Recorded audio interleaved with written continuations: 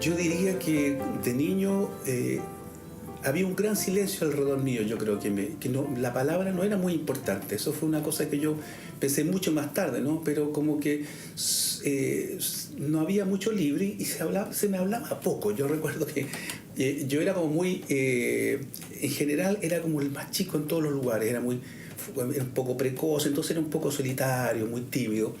Yo recuerdo que de arte hay unos 10, 11 años o menos, no sé.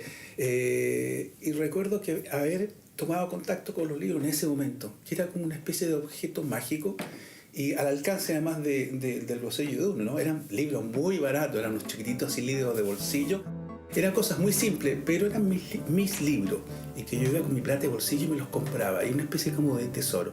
Como que la lectura representó un poco esta independencia,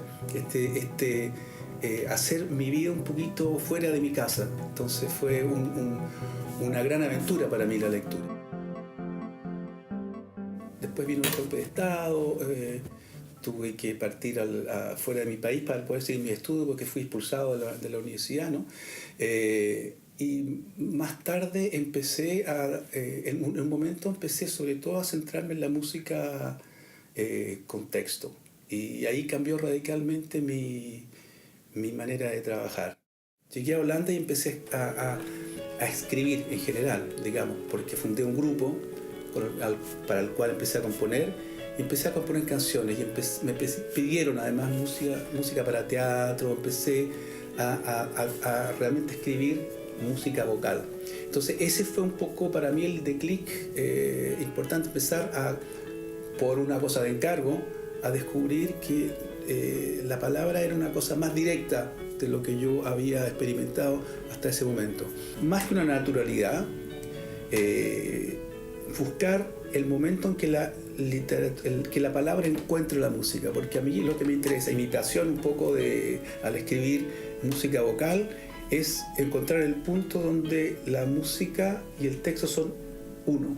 Mucha gente dice a veces que los textos tienen una música. En poesía se habla mucho del ritmo, que ya tiene un ritmo, pero yo nunca he trabajado de esa forma, nunca voy a descubrir el ritmo interior de un texto, sino que yo me voy a dialogar con ese texto, voy a dialogar con ese ritmo, voy a transformarlo, voy a desafiarlo, voy a incluso forzarlo de repente, llevarlo a otra parte.